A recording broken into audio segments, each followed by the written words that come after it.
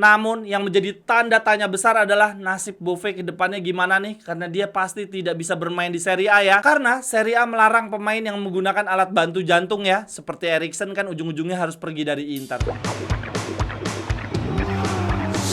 Cerewetan ceking kita, nyerewetin apa aja.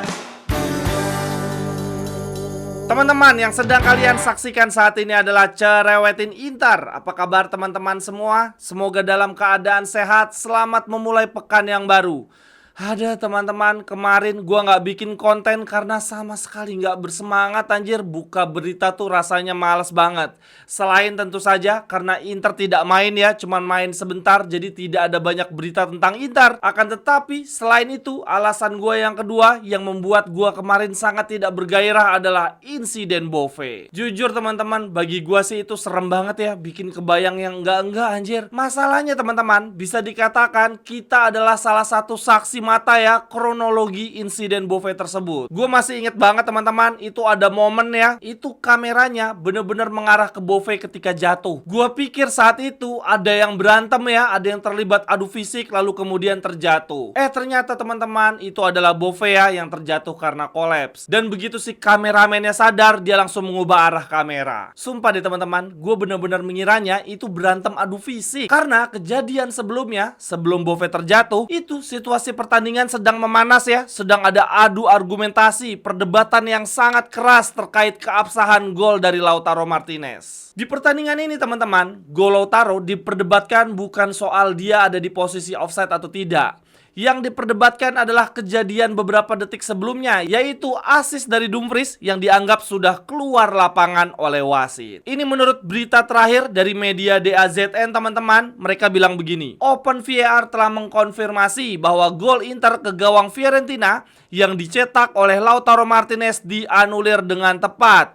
Bahwa bola keluar dari permainan sebelum Denzel Dumfries mengeksekusinya. Pertandingan akan dilanjutkan dalam permainan di skor 0-0. Lalu untuk jadwal tundanya teman-teman, menurut Sky Sport ada di tanggal 17 Februari. Tetapi ini kalau gue lihat 17 Februari kok ada pertandingan lawan Juventus ya. Sepertinya ini setelah partai lawan Juventus. Dan ini teman-teman artinya bulan Februari kita luar biasa parah. Kita akan bertemu Fiorentina 2 kali dalam 1 bulan yang sama, home and away, dan itu dua-duanya adalah partai Serie A. Dan selain itu di Februari kita juga akan bertemu Milan, Juventus, dan langsung di awal Maret, di tanggal 2 Maret bertemu dengan Napoli. Gokil teman-teman, Februari 2025 ini bloody Valentine untuk Inter. Akan tetapi teman-teman, gue bisa memahami sih betapa sulitnya nih Serie A menentukan jadwal partai tunda. Karena ini Inter dan Fiorentina keduanya jadwalnya sangat padat. Terhitung sejak Desember ini sampai Februari nanti, Fiorentina dan Inter akan bermain setiap 3 hari sekali. Lalu terkait insiden Bove teman-teman, ini jadi kronologinya. Bove lagi jongkok ya, mengikat tali sepatu. Lalu kemudian dia berdiri, berjalan sesaat dan kemudian langsung terjatuh. Nah, di dekat Bove ada 2 pemain Inter. Ini adalah 2 pemain yang berada paling dekat dengan Bove, yaitu Dumfries dan juga Calhanoglu. Dan di momen ini teman-teman, gua harus memuji setinggi langit Dumfries dan juga Calhanoglu ya.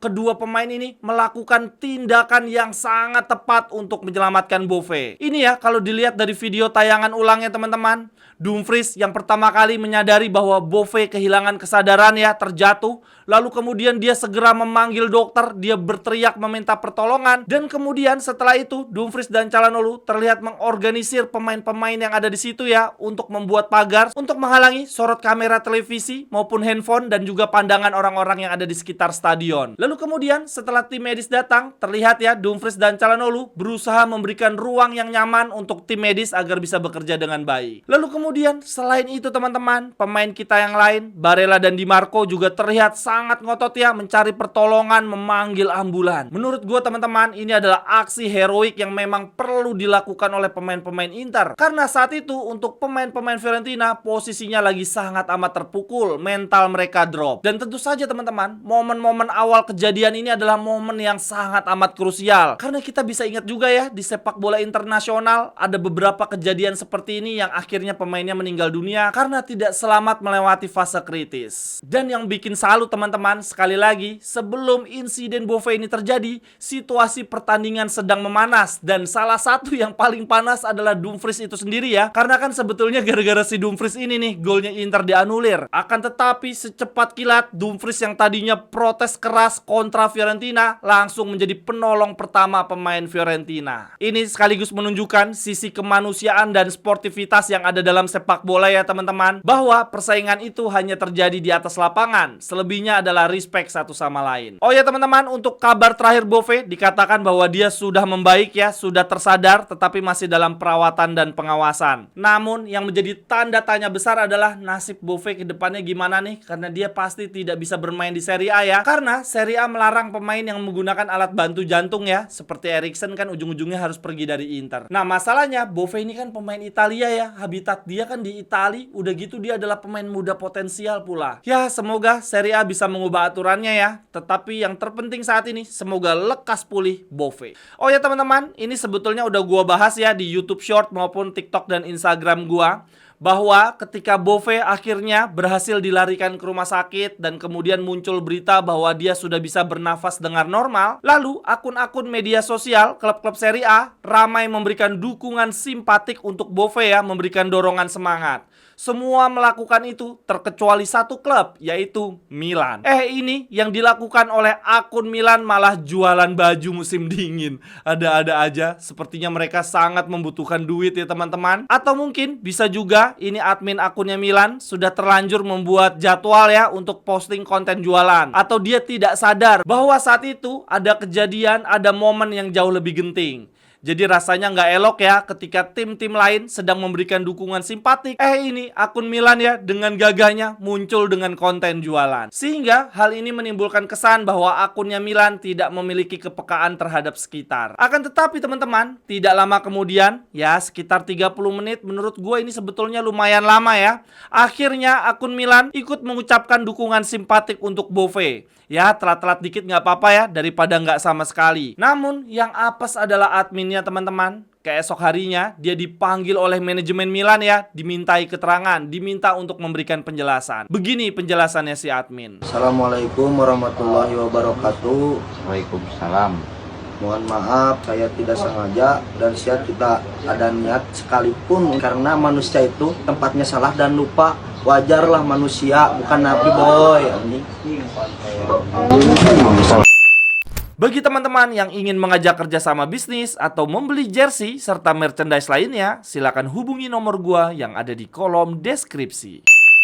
Sekilas tentang jalannya pertandingan lawan Fiorentina teman-teman. Ini pertandingan berjalan cuma 15 menit saja ya. Tetapi selama 15 menit tersebut Inter sangat mendominasi, memegang penuh jalannya pertandingan, menginisiasi serangan. Akan tetapi nyebelinnya Inter sangat kesulitan membongkar pertahanan Fiorentina. Dan bahkan dalam rentang waktu 15 menit tersebut Inter cuma punya satu shot on goal. Yang mana satu shot on goal ini adalah golnya Lautaro Martinez yang dianulir. Selebihnya Inter tidak punya peluang sama sekali, tidak bisa membongkar pertahanan Fiorentina.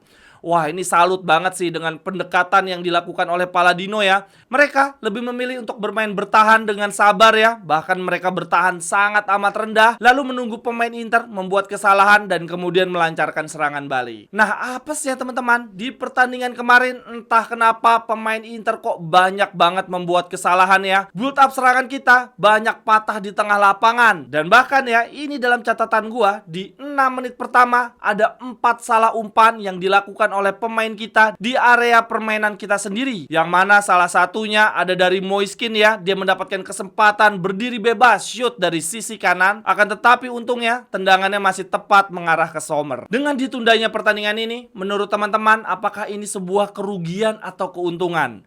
Kalau menurut gua bisa kedua-duanya sih. Di satu sisi ada untungnya juga teman-teman, karena kan di pertandingan ini banyak pemain kita yang cedera ya. Dan dari sisi kebugaran Inter kalah jauh dari Fiorentina. Nah, gue berharap di jadwal partai tunda nanti semoga pemain-pemain kita tidak ada yang cedera dan jauh lebih bugar. Akan tetapi tentu saja dengan ditundanya pertandingan ini pasti ada sisi buruknya, yaitu jadwal kita di bulan Februari akan semakin padat dan partai tunda ini pasti meninggalkan trauma tersendiri ya. Setiap kali terdengar partai tunda, yang terbayang oleh kita adalah si Bang Ganteng Radu. Sekian dulu untuk cerewetin Inter hari ini teman-teman. Terima kasih untuk yang sudah menyaksikan. Silahkan tuliskan cerewetan teman-teman di kolom komentar. Sampai ketemu di cerewetan-cerewetan berikutnya. Bye-bye, thank you.